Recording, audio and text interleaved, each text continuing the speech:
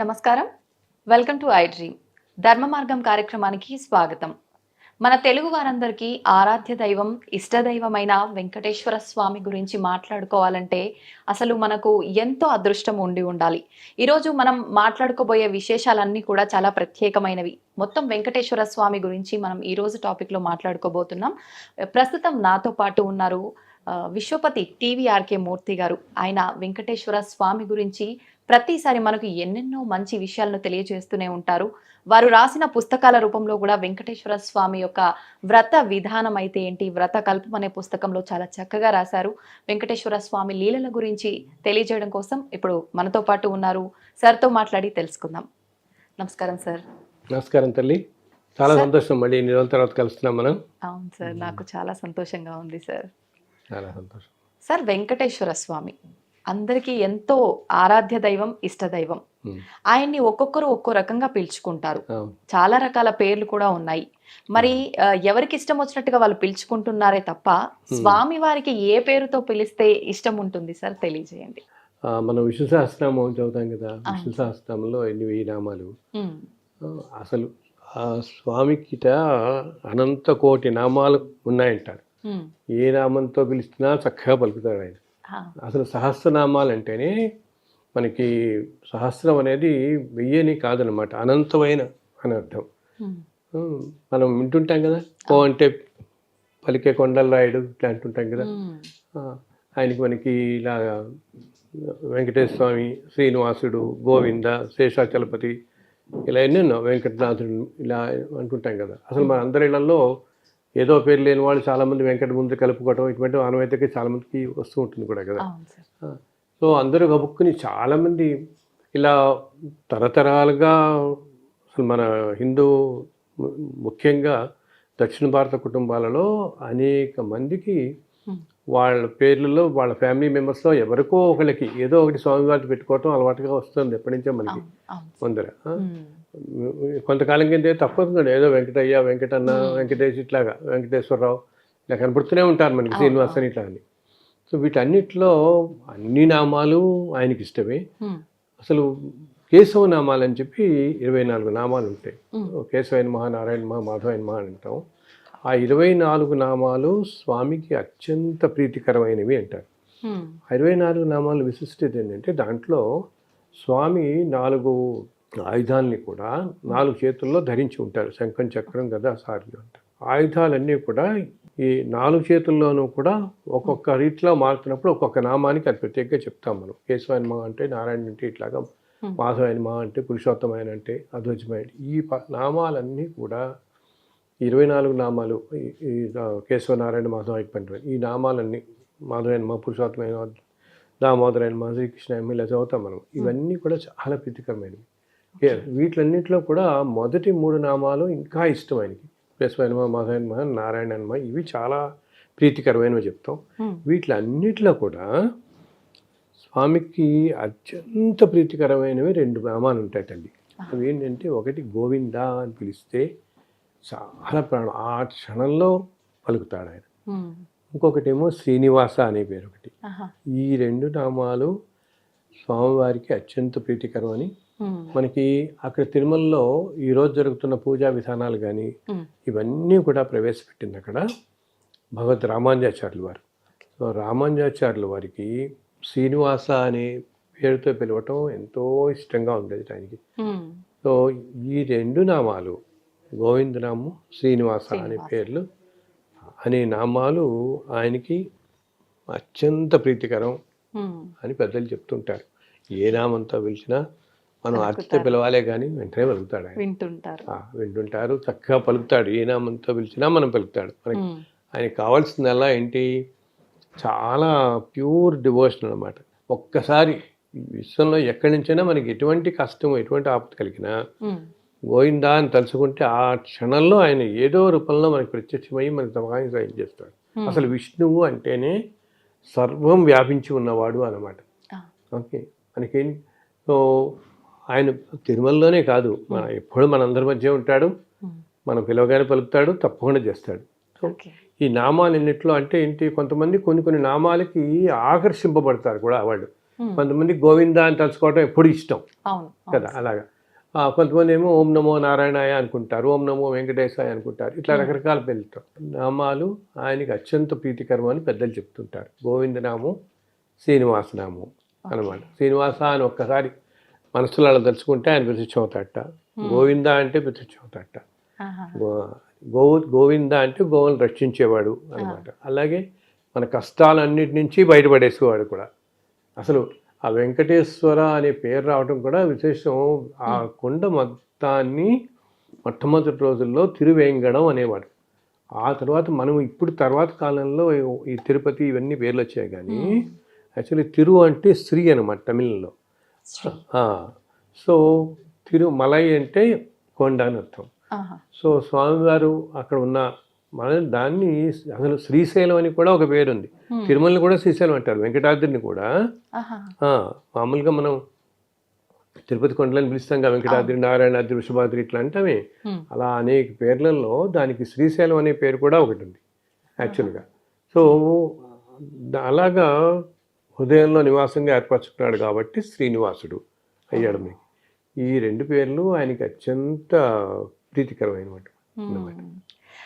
అయితే సార్, ఎప్పుడు చూసినా భగవంతుడు రకరకాల ఆభరణాలతో ఒక మంచి అలంకారంతో ప్రతిరోజు మనకు దర్శనం ఇస్తూనే ఉంటాడు. అలంకారాల వెనక కూడా విశిష్టత ఏమైనా ఉందా సార్? అవునమ్మా, మనకి తెలుసు కదా, శివుడు అభిషేక ప్రియుడు, విష్ణువేమో అలంకార ప్రియుడు. ఆయనకి ఎంత అలంకారం చేస్తే అంత ఇష్టం అనమాట. ముఖ్యంగా పుష్పాలంకారం ఇంకా ఇంకా ఇంకా ఇష్టం ఆయనకి. అందుకనే తిరుమల మొత్తం కూడా ఎన్నో పూల తోటలు ఉండేవి పాతకాలంలో అనమాట.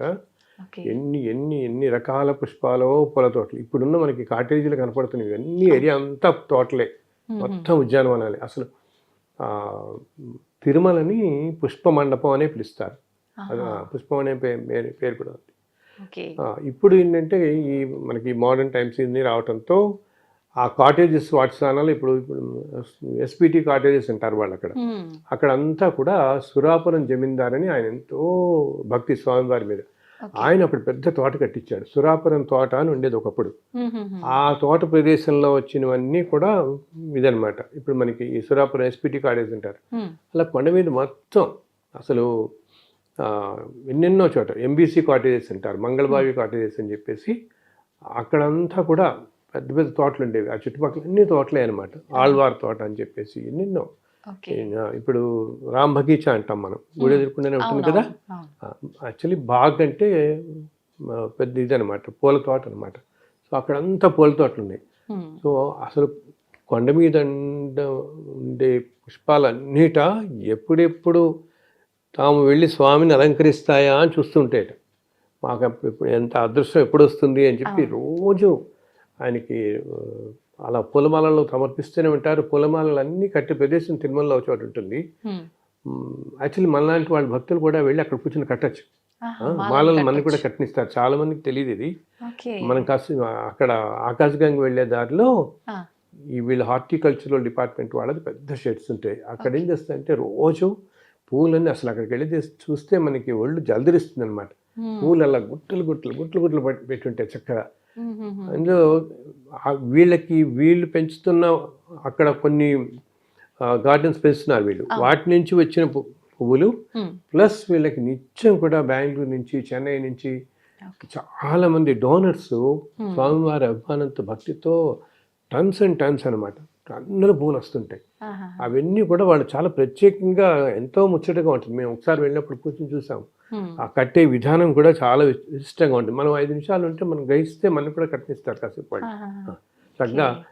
ఒకసారి వెళ్ళినప్పుడు కడితే మేము అడిగాం, ఈ మాల ఎప్పుడు వెళ్తుందంటే ఈరోజు సాయంత్రం మారుస్తున్నారు స్వామివారికి, ఈ మాల వేస్తున్నారని. ఎంత అదృష్టం మనకి కదా, ఎంత అదృష్టం. మనం 4 పూలు కట్టగలుగుతాం అంటే అక్కడ కూర్చొని. అలా ఎన్నెన్నో ఈ పూలతో పాటు ఇప్పుడన్నీ నుంచి పూల అలంకారం కదా, పుష్పాలంకారం రోజు మార్నింగ్ ఉదయం తోమాల సేవ అప్పుడు కొత్త వేస్తారు, మారుస్తారు, మళ్ళీ సాయంత్రం వేళల్లో మళ్ళీ మారుస్తారు ఆయనకి. దీంతోపాటు స్వామి ఎన్నెన్నో రకాల ఆభరణాలతో వెలిగిపోతూ ఉంటాడు నిత్యం మనకి. అంతా అసలు తిరుమల కొండంతా బంగారమయమే అనమాట.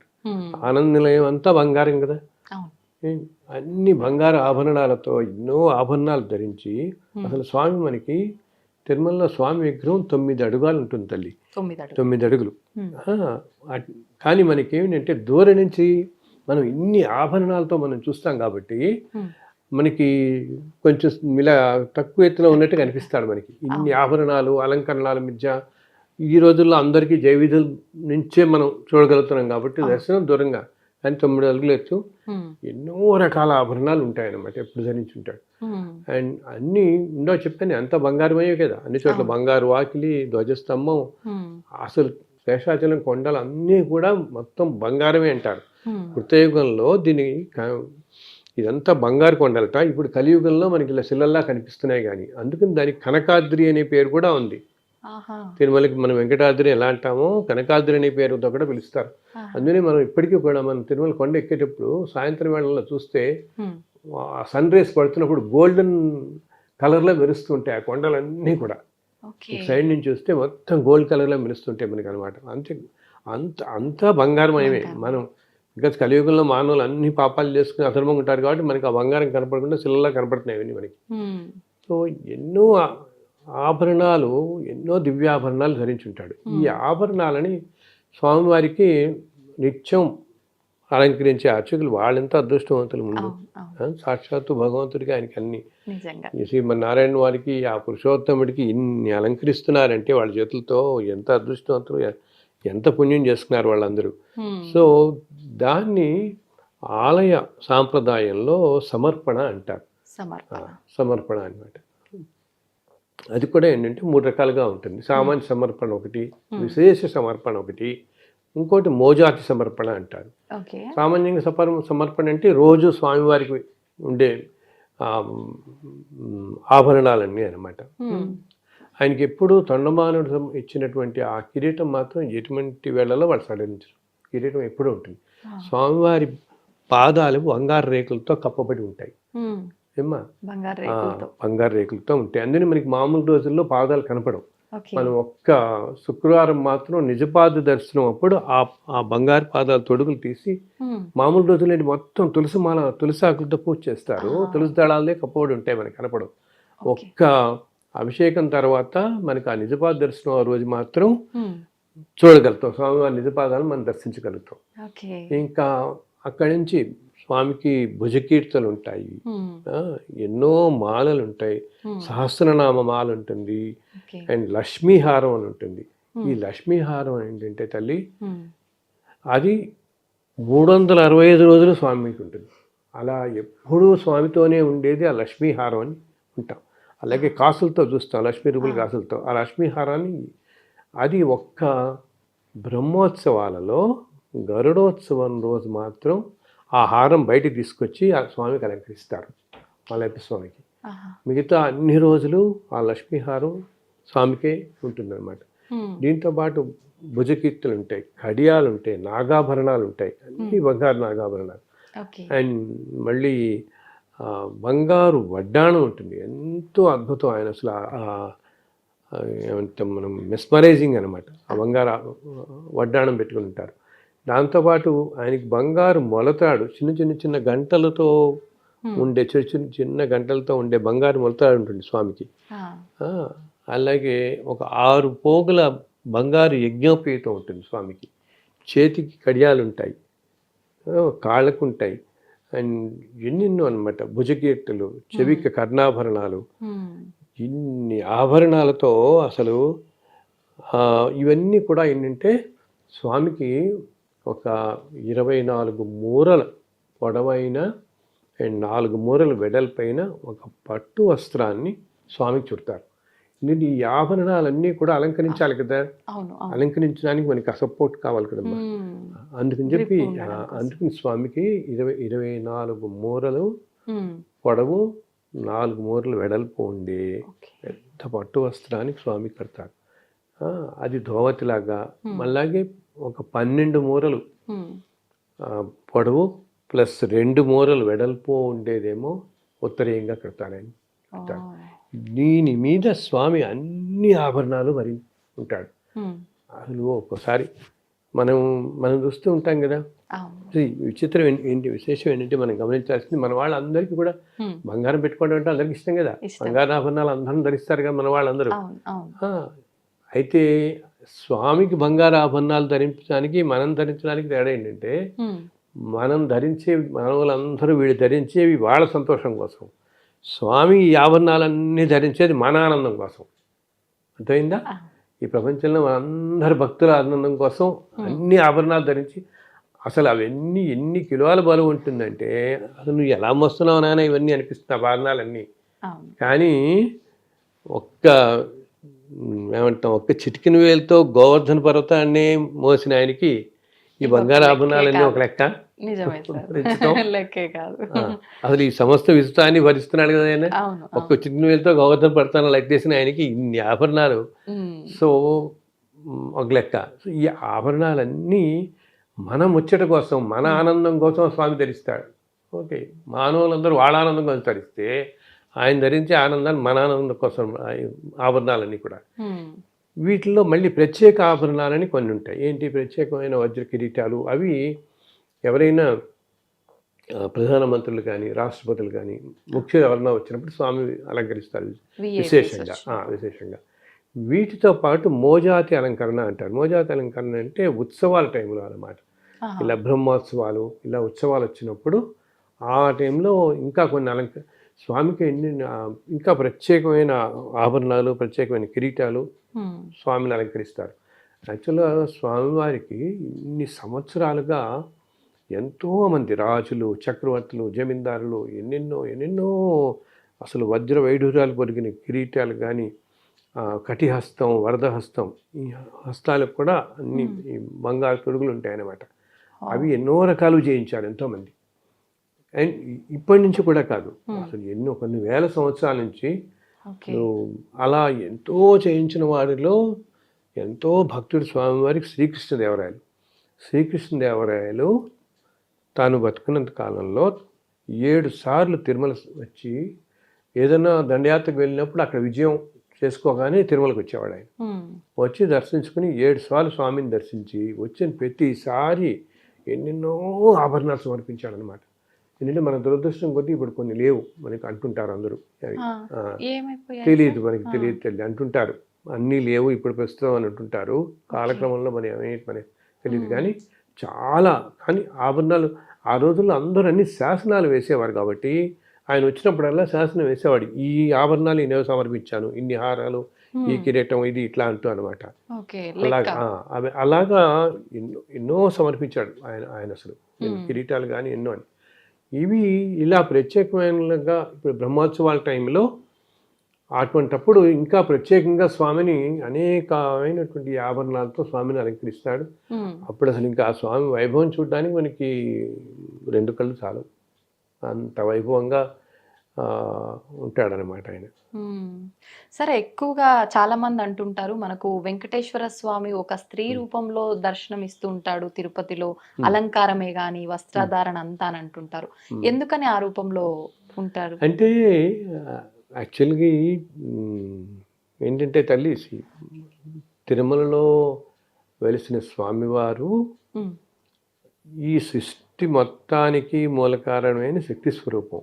ఓకే, అది అక్కడ చాలా కాలం క్రితం, ఇప్పుడైతే మనం ఈ ఆలయం ఇదంతా చూస్తున్నాం కానీ మొట్టమొదటి రోజులో స్వామి ఒక్కడే అలా నిల్చున్నాడు అనమాట. సో అక్కడున్న రూపం కొంతకాలం పాటు అక్కడున్నది శక్తి రూపం అని చెప్పి శాక్తేయులందరూ ఆ విధంగా పూజించేవాళ్ళు. కొంతకాలం అక్కడ ఉన్నది పరమేశ్వరుడు అనుకున్నట్టుగా అలా కొన్నాళ్ళు ఆరాధన జరిగింది. కొన్నాళ్ళు సుబ్రహ్మణ్యేశ్వర స్వామి ఆరాధన జరిగింది. అలా ఏంటి, అది ఎవరెవరి నమ్మకాలు వాళ్ళతో ఉండేవట్లా అనమాట. వాళ్ళు దాన్ని చెప్తూ ఉండేవాళ్ళు.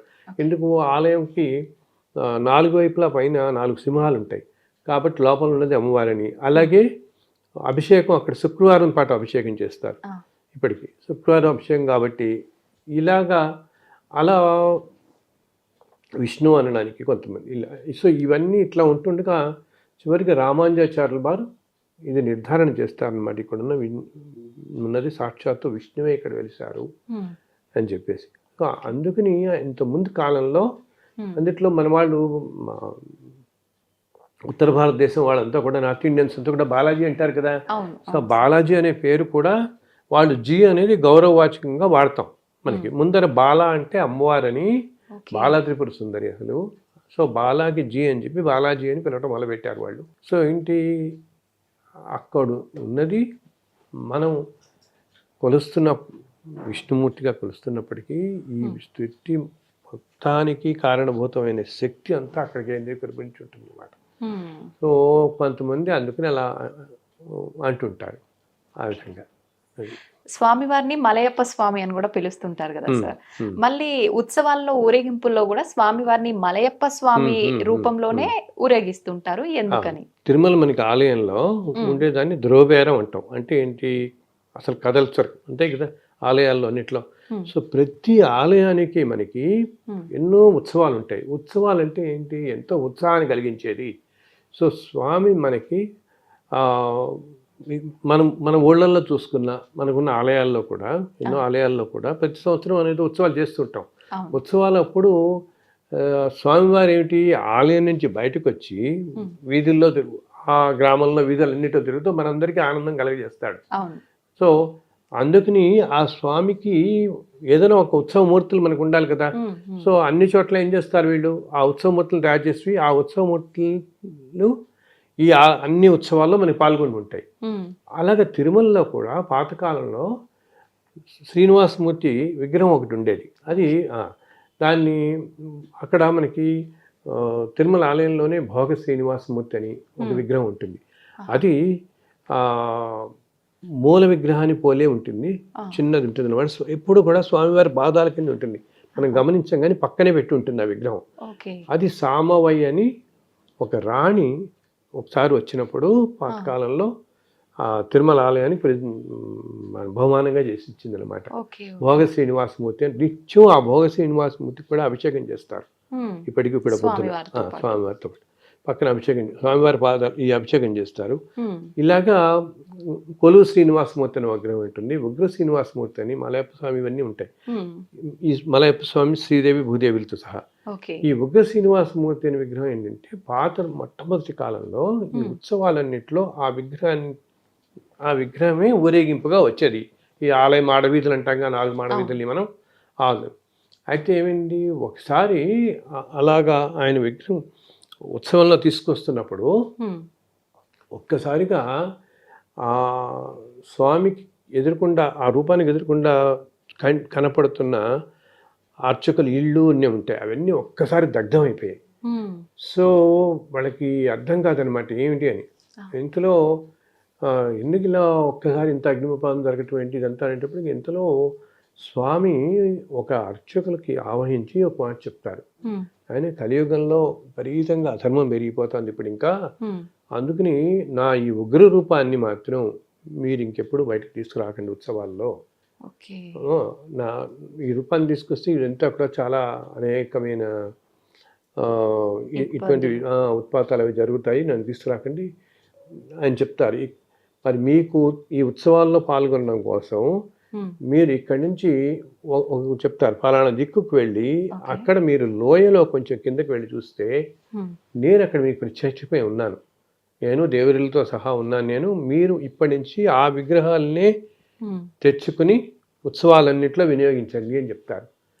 సో అప్పుడు ఏం చేస్తారంటే వీళ్ళు వెంటనే ఈ ఉగ్ర శ్రీనివాసమూర్తి విగ్రహాన్ని తీసుకొచ్చి లోపల ఆలయంలో పెట్టి ఉంచేసి ఆ తర్వాత రోజు ఉదయం స్వామివారికి నమస్కరించి, స్వామి ఇలా చెప్పావు నువ్వు, మాకు కొంచెం తేలిగ్గా కనపడేలా, ఇప్పుడు అంత కొండల్లో కనపడాలి కదా ఆయన, ఎక్కడున్నావో నువ్వే మాకు కరుణించి దయచేసి నువ్వు చెప్పిన ఇలా ఈరోజు ఉదయం చెప్పిన మా మలయప్పమూర్తి ఎక్కడున్నారు, అదే మీ ఉత్సవ విగ్రహాలు ఎక్కడున్నాయో ఒకసారి చూపించండి అంటూ వీళ్ళు ఇంకా మేళతాళాలతో లోయ దగ్గరికి వెళ్తారు. లోయ దగ్గరికి వెళ్తే ఒక చోట నుంచి ఒక కింద ప్రదేశంలో వాళ్ళకి ఓమని నెమ్మదిగా వినిపిస్తూ ఉంటుంది, శబ్దం వినిపిస్తూ ఉంటుంది. అప్పుడు ఆ శబ్దాన్ని పట్టుకుని ఆ దారిలో అలా వెళతారు వాళ్ళు. వెళుతూ ఒక చోటకి వెళ్ళేప్పటికి ఆ శబ్దం తీవ్రత నెమ్మదిగా అలా తగ్గుతూ వస్తుంది అనమాట. అప్పుడు అనిపిస్తుంది వీళ్ళలో భగవంతుడు ఎక్కడెక్కడో ఉన్నాడు. అక్కడ ఒక చోట చివరికి వెళ్తూ కనిపితే అక్కడ ఒక్కసారిగా ఆ లోయలో చక్కగా వాటన్నిటి ఆ మంచి ఏమంటాం ఎంతో సుగంధభరితమైన మొక్కలన్నీ ఉంటాయి అక్కడంతా. అసలు తిరుమల కొండల్లోనే ఎన్నో పూల చెట్లు ఎంతో అద్భుతమైన అని చెప్పాం కదా మనం. అవును అవును ఆ అడవుల్లో కూడా బ్రహ్మాండమైన పుష్పవనాలన్నీ ఉంటాయన్నమాట. హ్మ్. అలా ఒక చోట ఈ మొక్కలన్నిటి మీద ఆ పక్కన హ్మ్. 3 విగ్రహాలు వీళ్ళకి దొరుకుతాయి. ఆ. అది ఇప్పుడు మనం మలయప్ప స్వామి అని చెప్పి మనం అన్నిట్లోనూ బ్రహ్మోత్సవాల్లో అన్నిట్లో తిరుగుతూ కనపడతాడు కదా మనకి ఆయన అవును అవును విగ్రహం. సార్. ఆయన ఉభయ దేవేరులతో ఆ స్వామివారు అక్కడ కనిపిస్తారు. హ్మ్. అప్పుడు ఆ విగ్రహాన్ని తీసుకుని ఆ ముగ్గురు విగ్రహాలతో ఇంకా ఎంతో సంతోషపడి తీసుకొచ్చి ఇంకా అది వాళ్ళ సంతోషానికి ఎంతో ఆనందంతో ఆ రోజు ఒక పెద్ద ఉత్సవంలా జరిపి హ్మ్. ఆలయం ఆడవీధులు అన్నిట్లో వీటికి అన్ని పరిచారాలు చేసి చక్కగా అభిషేకం చేసి స్వామివారికి విగ్రహాలకి మాడవీధులన్నింటిలో తిప్పుతారనమాట, ఊరేగింపు చేస్తారు ఓకే. భక్తులు అంతా పాల్గొని. హ్మ్. సో అది ఏంటంటే మలై అంటే ఇందా చెప్పాను తమిళంలో కొండ అనమాట. హ్మ్. సో కొండ దిగున ఆ అంచుల్లో దొరికారు కాబట్టి ఆయన మలయప్ప ఓకే. అనే పేరు వచ్చింది ఆ విగ్రహానికి. ఆ. సో మనం ఈరోజు చూసే ఈ విగ్రహాలన్నీ అయితే ఏంటంటే ఇప్పుడు ప్రతి ఉత్సవంలోనూ రోజు మనకి సాయంత్రం సహస్రదీపాలంకరణ సేవ అప్పుడు స్వామివారి శ్రీదేవి భూదేవిలతో వస్తారు ఆ. కదా. ఇలా ఎన్నో ఉత్సవాల్లో వస్తారు. హ్మ్. అండ్ ఇప్పుడు మనం చాలా చోట్ల శ్రీనివాస కళ్యాణాలు అవి చేస్తున్నారు కదా. అవును సార్. ఇట్లా వచ్చినప్పుడు అయితే తర్వాత కాలంలో వాళ్ళు ఏం చేస్తారంటే అదే పోలిన విగ్రహాలను చేయించి పెట్టారు. హుహుహు. ఆ రోజు దొరికిన విగ్రహాలు ఓకే. అక్కడే ఉంటాయి, అవి ఎప్పుడు బయటకు తీసుకురారు. ఓకే. ఆ విగ్రహాలతో తిరుమలలో మాడవీధుల్లో. తిరుమల మాడవీధుల్లో ఈ రోజు సహస్రదీపాలంకరణ ఇప్పుడు వచ్చేది ఆ స్వామివారి మలయప్ప స్వామి విగ్రహం వస్తుంది అది. హుహుహుహు. కానీ బయట మనకి ఇలా ఊళ్ళల్లో ఇక్కడికి వచ్చి బయట చోట మనకి అవునవును. కళ్యాణాలు జరుగుతున్నప్పుడు తీసుకొచ్చినప్పుడు ఆ విగ్రహాలు అదే రూపం ఉండే విగ్రహాలు తర్వాత కాలంలో తయారు చేయించారు మనకి. ఓకే. ఇది మలయప్ప స్వామి ఉభయ దేవేరులతో ఆ హ్మ్. విగ్రహాల కథ ఇదనమాట. అలా దొరికిన విగ్రహాలు మనకి అవి. హ్మ్. దాన్ని మనం ఇప్పుడు మలయప్ప స్వామి అని, ఎందుకంటే ఉత్సవాలన్నింటిలో ఒకటిగా మనకి ఆ స్వామివారిది ఇప్పుడు మన కళ్యాణంలో అన్ని చోట్ల చూస్తుంటుంది కదా మనం. అవును. రోజు కూడా ఎక్కడ అన్నింటిలో కూడా అందరికీ ఏంటంటే ఆనందం కలిగించడానికి ఇన్ని విశేషాలు. అలా హ్మ్. తిరుమలలో ఏంటంటే ప్రతి చెట్టు ప్రతి పుట్టకి ప్రతి రాయికి ఏదో ఒక విశేషం ఉంటూనే ఉంటుంది అక్కడ. హ్మ్. అట్లా మన స్వామివారు ఆ విధంగా అనుగ్రహిస్తున్నాడమ్మా. సుమారు ఎంత కాలం అయి ఉండొచ్చు సార్ ఈ విగ్రహాలు మనకు దొరికి? చాలా కాలం అంచనా తల్లి, చాలా కరెక్ట్. కాలం చాలా అయింది. కాలం అయింది, చాలా కాలం హ్మ్. క్రితం ఇది. ఓకే. అప్పటి నుంచి కూడా ఈ విగ్రహాలు నిత్యం ఈ తిరుమంజనం చేస్తారు. అన్ని సేవల్లో కూడా ఈ విగ్రహాలే పాల్గొంటాయి మనకి అనమాట. And okay. విశేషం ఏంటంటే ఇందాక చెప్పినట్టుగా ఈ చక్రవర్తులు జమీందారులు ఇలా హ్మ్. మూల విగ్రహానికితో పాటు ఆ. మలయప్ప స్వామికి కూడా ఎన్నో ఆభరణాలు చేయించారు. ఓకే. ఎన్నో మాలలు, బంగారు ఆభరణాలు ఎన్నో మలయప్ప స్వామికి కూడా విగ్రహాలు ఎన్నో ఆభరణాలు సమర్పించారు భక్తులు అనమాట. హ్మ్. సో ఆ రకరకాల ఆభరణాలు మలయప్ప స్వామిని కూడా అలంకరిస్తారు. బ్రహ్మోత్సవాల టైంలో రకరకాల ఉత్సవాల టైంలో చూడొచ్చు మనం. హ్మ్. మనకి వాహన సేవల్లో వస్తుంటాయి కదా. అవును. అప్పుడు రోజు కూడా ఒక్కొక్క వాహనం ఈ బ్రహ్మోత్సవాల్లో మనకి హంసవాహనం, అశ్వవాహనం, గజవాహనం ఇలా రోజు వాహనాలు వస్తుంటాయి కదా. సో అవును. రకరకాల ఆ మూర్తులకి ప్రత్యేకంగా మలయప్ప స్వామి ఇప్పుడు నేను ఇందాక చెప్పినట్టు హ్మ్. ఆ స్వామికి ఎన్ని రకాల ఆభరణాలు ఉన్నాయో ఈ మలయప్ప స్వామి కూడా బోల్డ్ ఆభరణాలు చేయించారు. అవన్నిటితో స్వామిని అలంకరిస్తారనమాట. హ్మ్. అసలు అంటే ఒక్కొక్క సేవకు ఒక్కొక్క రకమైన ఆ ఆభరణాలు రకమైన ప్రత్యేకించి ఉన్నాయి ఉంటాయా సార్? ఉన్నాయి చాలా చాలా ఆహా! ఉన్నాయి. ఒక్కొక్కటి అండ్ ఒకదాన్ని విశిష్ట చూసి. లేదు అలాగా దాంతోపాటు ఇలా చెప్పడానికి విశేషమైన ఇప్పుడు ముక్కోటి ఏకాదశి హ్మ్. హ్మ్. ఆర్ కొత్త సంవత్సరం జనవరి 1 ప్రత్యేకమైన ఆ రోజుల్లో ఇంకా ఈ ప్రత్యేకమైన ఆభరణాలన్నీ తీసి అలంకరిస్తారు. జనం చాలా మంది వచ్చి సంతోషపడతాం అని చెప్పి మన ఆనందం కోసమే ఇందా అంతే చెప్పాను కదా. అంతే. మన ఆనందం కోసం ఆయన అన్ని భరించడం ధరించడం అన్నీ ఆ. కూడా దానికోసం అప్పుడు ఓకే. అనమాట. అయితే సార్ మనకు తిరుమలలో చెట్టు, పుట్ట ప్రతి ఒక్కటి చాలా విశేషమైనదే అని చెప్పుకోవచ్చు. అవును ముఖ్యంగా తిరుమల విషయానికొస్తే చాలా శక్తివంతమైన ప్రదేశాలు కూడా ఉన్నాయని చెప్తూ ఉంటారు. అవును అవును. అవి ఎక్కడెక్కడ ఉన్నాయి సార్? అసలు తిరుమల కొండలన్నీ కూడా ఎంతో శక్తివంతమైనవి. హ్మ్. అంటే సాక్షాత్తు ఈ సృష్టి మొత్తానికి కారణభూతమైన స్వామివారు అక్కడ ఉండటం బట్టి ఇప్పుడు రోజు లేకపోతే ఆల్మోస్ట్ ఉదయం మనం చూస్తే తిరుపతి రైల్వే స్టేషన్లో ఎన్ని ట్రైన్లు ఎన్ని లక్షల మంది వస్తారు ట్రైన్ అవును. దిగి. హడావిడి ఎక్కడ చూసినా హడావిడే కదా. అవును. వీళ్ళందరూ ఈ బస్సులన్నీ ఎక్కటం ఇన్ని వందల బస్సులు కార్లలో పైకి చేరటం, రోజు 1,00,000 మంది రావటం, దర్శనం చేసుకోవడం, దిగిపోవటం, మళ్ళీ ఉదయం మళ్ళీ 1,00,000 మంది రావటం. అసలు ఎంత ఎంత ఆకర్షణ, ఎంత పవర్ అక్కడ ఉంది. ఆ స్వామి లాగుతున్నాడు కాబట్టి ఇంత అయ్యి ఇలా ఈ 1,00,000 మందిలో ఏదో ఒక 4-5 వేల మంది ముందు దాకా వెళ్ళి కాస్త దర్శనం చేసుకోగలుగుతారు కానీ మిగతా వాళ్ళందరికీ కూడా ఒక అర సెకండ్ కూడా లభించదు కదా దర్శనం. అయినా మళ్ళీ బయటికి రాగానే మళ్ళీ మనకి వెళదాం అనిపిస్తూనే ఉంటుంది. ఎందుకంటే ఆ మూర్తిలో ఉన్న ఆకర్షణ అంతటిది. ఆకర్షణ ఎందుకు? అక్కడ ఆ ప్రదేశంలో అంత ఆకర్షణ ఉండి ఆ ప్రదేశం అంతా కూడా అంత ఎనర్జీ ఉంటుందన్నమాట. సాక్షాత్తు భగవంతుడే మనకి. ఇంకోటి ఏంటి, ఆయన మనకి అలా శిలారూపంలో కనిపిస్తున్నాడు కానీ యాక్చువల్గా స్వామివారే అలా నిల్చుని ఉన్నాడు అని చెప్తారు. మనల్ని భ్రమింపజేస్తాడు తెలియని. ఎందుకంటే ఈ అర్చకులు రోజు పూలమాలలు మారుస్తుంటారు కదా, ఆభరణాలు మారుస్తున్నా, పూలమాలలు మారుస్తున్నా, వాళ్ళు విగ్రహానికి తగలకుండా వీళ్ళని వరకు ప్రయత్నం చేస్తారు. ఒక్కొక్కసారి ఆ మాలలు వేస్తున్నప్పుడు ఆయన చెయ్యి అలా తగులుతుంటుంది. ఎంతో మెత్తగా కనిపిస్తుంది. అసలు శిల అనిపించదు వాడికి.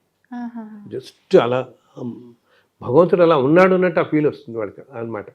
సో మనకి ఆ రూపంలో ఉన్నప్పటికీ సో సాక్షాత్తు అలా ఉండటంతో అక్కడంతా ఎంతో ఎనర్జీ ఉంటుంది ఆ కొండ మొత్తం కూడా. అది కూడా ఏంటి, తెల్లవారుజామునప్పుడు మనం ఇంకా ఫీల్ అవుతాం. 2-3 ఆ టైంలో సుప్రభాతం సేవ ఇటువంటి వెళ్తాను చూసాం మనం. ఆ టైంలో పొద్దున ఉదయం 4:30-5 దాకా వెళితే, ఎందుకంటే ఆ సమయాలలో దేవతలు అందరూ స్వామిని అర్చించుకోవడం కోసం వస్తారు అక్కడికి.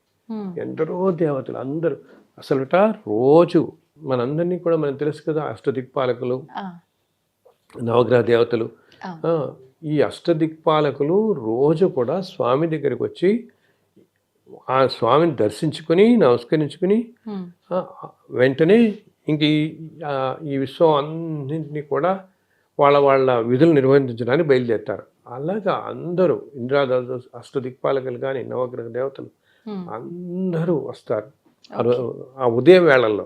అందుకనే ఉదయం వేళల్లో అంత ఎనర్జెటిక్గా ఉంటుంది ఆ ప్రదేశం అంతా. దీంతో పాటు మనము ఇన్ని కోట్ల సంవత్సరాలుగా, ఇన్ని యుగాలుగా ఆయన ఉన్నారు కదా అక్కడ. సో స్వామి ఉన్న ప్రదేశం నుంచి, అంటే స్వామి విగ్రహం మూలమూర్తి ఉన్న చోట నుంచి మనకి చుట్టూతా ఒక వలయాకారంలాగా తీసుకుంటే మనకి ధ్వజస్తంభం దగ్గర నుంచి ఆ సర్కిల్ అంతా కూడా చాలా ఎనర్జీతో ఉంటున్నది. అది ఉంది అనడానికి ఇప్పుడు మనం ఏంటి, కొంచెం ఏమంటాం, ఏదైనా ఉపాసనతో ఉన్నవాళ్ళు, ధర్మంగా ఉండేవాళ్ళు, కొంచెం సాధన మార్గంలో ఉండేవాళ్ళు, ఇట్లా ఉండే వాళ్ళకి అది గ్రహించగలుగుతాం ఆ ఎనర్జీ. ఓకే, ఎంత ఎనర్జీ ఉంటుందంటే ఆ డైమెన్షన్లోకి మనం వెళ్ళేటప్పటికిట మనమంతా మానవులేం కదా, మన mind it will become thoughtless అనమాట. సో అందుకనే మనం ముందు నుంచి మనము ఎన్నో కోరికలు అనుకుంటూ ఉంటాం. ఇది అడగాలి, లోపలికి వెళ్ళగాలి స్వామిని. మనిషికి ఏదో కోరికలు ఉంటాయి కదా. ఇన్ని కోరికలు వెళ్ళేటప్పటికి నువ్వు ఎప్పుడైతే ఆ ధ్వజస్తంభం దగ్గరికి వెళ్ళిపోయి ఆ వలయంలోకి ఎంటర్ అయిపోతామో, ఎనర్జీ పాయింట్లోకి ఎంటర్ అవగానే అసలు మన మైండ్ అంతా బికమ్ థాట్లెస్. ఇంకా అసలు ఏమీ తెలియదు. మనం ఆ దర్శనం స్వామి అనే ఆలోచన తప్పించే ఇందాక అడుగుదాం ఇవి అడుగుదాం అనుకుని ఏమీ తెలియదు. అలా వెళ్ళి అసలు మనం గ్రహించే లోపల బయటకు వచ్చేస్తాం దాంట్లోంచి. ఇదేంటి అక్కడంతా పవర్ ఉందని చెప్తారు. అంతేకాకుండా నిత్యం అక్కడికి ఎంతోమంది సిద్ధులు, యోగులు, ఎంతోమంది ఎంతో దివ్య శరీరాల్లో, అంటే మనకి కనపడరు అనమాట, ఆ శరీరాలు వచ్చి స్వామిని దర్శించుకుంటుంటారు. ఎందుకు? వాళ్ళందరూ అంత ఎనర్జీ ఉంటుంది కాబట్టి. అలాగే ఇంకా అక్కడక్కడక్కడక్కడ అసలు తిరుమల కొండల్లోనే 1008 ఎంతో పవిత్రమైనటువంటి తీర్థాలు ఉన్నాయన్నమాట. 1008 తీర్థాలు ఉంటాయి. వాటిల్లో 108 తీర్థాలు ఇంకా ప్రాముఖ్యం అని చెప్తాం. వాటిల్లో సప్త తీర్థాలు అంటారు. ఈ ఆకాశగంగా, పాప వినాశనం మనం చూస్తున్నామే పై కనపడి, కుమార తీర్థం, రామకృష్ణ తీర్థం, తుంబూరు తీర్థం, ఇట్లా ఉంటాయి. ఈ 7 తీర్థాలు ఇంకా పవిత్రమైనవి, మనకి కనపడివి, మనం వెళ్ళేవి అనమాట. సో ఇవన్నీ ఉండటం చేత అది ప్రదేశం ఎంతో, ఆ తీర్థాలు ఉన్నవి కూడా ఎంతో శక్తివంతమైనవి. ఇంకా కొన్ని ప్రదేశాలు చెప్పాలంటే మనకి ఆలయానికి ఈశాన్యంగా ఇప్పుడు మనకి స్వామి పుష్కరిణి ఉంటుంది కదా, ఆ పుష్కరిణి ప్రాంతంలో అంతా కూడా ఎంతో శక్తి కేంద్రీకృతమై ఉంటుంది ఈశాన్యం. ఎందుకంటే దేవతలందరూ వచ్చేటప్పుడు ఈశాన్య మార్గం నుంచి వస్తారన్నమాట. సో మనం అక్కడ కాస్త ఎస్పెషల్ తెల్లవారుజాములో కనుక అక్కడ కూర్చుని ధ్యానం చేసుకున్నాము, స్వామిని తలుచుకుంటే చాలు.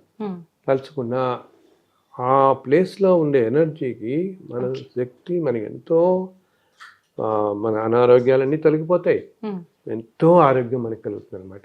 సో అందుకు నేను మన వాళ్ళందరికీ నేను చెప్తాను, ఈ కార్యక్రమం చూస్తున్న వాళ్ళందరికీ కూడా, స్వామి ఆలయం లోపలే ఉన్నాడు అనుకోవద్దు.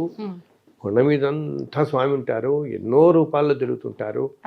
నేను ఎన్నోసార్లు గ్రహించాను, తెల్లవారుజామున వెళ్తున్నప్పుడు ఆ స్వామి అలా వెళ్ళిపోవడం చూశాను. స్వామి లక్ష్మీదేవి, అసలు స్వామి శ్రీదేవి భూదేవులు ఇద్దరితో తెల్లవారుజామున ఆ తోటల్లో అంతా విహరిస్తూ ఉంటారు. ఆయనకి అంత ప్రాణం అనమాట తోటలు విహరించడానికి. సో అందునే ఇప్పుడు తిరుమల వెళ్ళిపోయి ఏదో హడావుడిగా పొద్దున వెళ్ళిపోయి ఈవినింగ్ వచ్చేయటం కాకుండా మీరు రాత్రి ఉండి తెల్లవారుజామున ఆ ఆలయ పరిసరాల్లో వెళ్ళి కాసేపు కూర్చోండి.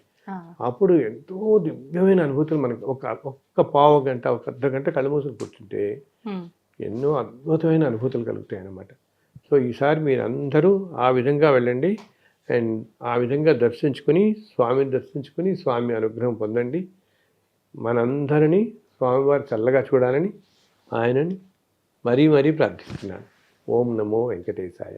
సార్ నిజంగా మీరు మాట్లాడుతున్నంతసేపు స్వామివారి సైడ్ చూస్తుంటే పక్కన ఒక విగ్రహం ఉంది అన్నట్టుగా కాకుండా నిజంగా మీ పక్కన మానవ రూపంలో స్వామివారు ఉన్నారు, ఆయనతో మాట్లాడుతున్నా చెప్తున్నా అనే రకంగా మీ ఫీలింగ్ అనిపిస్తోంది సార్ చూస్తుంటే నాకు. అలాగే మాట్లాడుతుంటారు ఆయన, ఎన్ని ఇలా అంటుంటే చక్కగా వింటుంటారు, మధ్య మధ్యలో నవ్వుతుంటారు, అన్ని చెప్తుంటారు. నేను పుస్తకాలు రాస్తున్నప్పుడు ఆయన ఈ పుస్తకంలో ఇది పెట్టు, ఈ పుస్తకంలో ఇది పెట్టు, ఎన్నిసార్లు ఆయన చెప్పడం నేను చూశాను.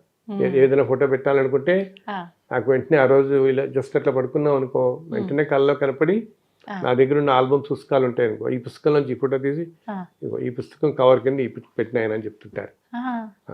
అండ్ ఇప్పుడు మనకి ఏంటంటే తల్లి, ఆయనకి కావాల్సింది పవిత్రమైన ప్యూర్ భక్తి తప్పితే ఇంకేం అక్కర్లేదు. మనం ఏదో యజ్ఞాలు యాగాలు పూజలు ఏమీ అవసరం లేదు. ఆయన నువ్వు ఉన్నావు అంటే ఉన్నావు అంతే. ఇంకా ఉన్నావో లేవు, నువ్వు ఉంటే నాకు ఇలా చేస్తావు అని కాదు, నువ్వు ఉన్నావు, నువ్వు చూసుకుంటున్నావు అంతే అనుకుంటే ఆయన చక్కగా వచ్చి చిన్న ఇప్పుడు ఇవన్నీ వింటూనే ఉంటాడు ఆయన. ఆయనట భగవంతుడు మనం చెప్తామే, ఎక్కడైతే ఆయన లీలలు ఆయన విశేషాలు ఎవరు తలుచుకుంటూ ఉంటారో అక్కడ వచ్చి నేను కూర్చుంటానని చెప్తాడు. నారదమూర్తి చెప్తాడు ఒకసారి, నా గుణాలు విశేషాలు అవన్నీ కీర్తిస్తున్న చోట నాకు కూడా ముచ్చటకు విన్నాం అనిపిస్తుంది కదా, అందుకే నేను ఎక్కడే వచ్చి కూర్చుంటాను ఆయన అంటాడు. అలా అనపడుతుంది. చాలా సంతోషం సార్. నిజంగా చాలా మంచి మంచి విషయాలు తెలియజేస్తూనే ఉంటారు ఎప్పటికప్పుడు స్వామివారి గురించి.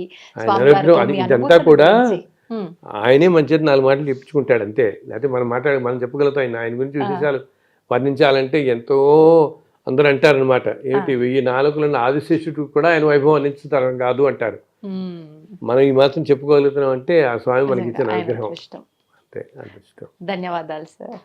చాలా సంతోషం తల్లి. సంతోషం. శుభమస్తు.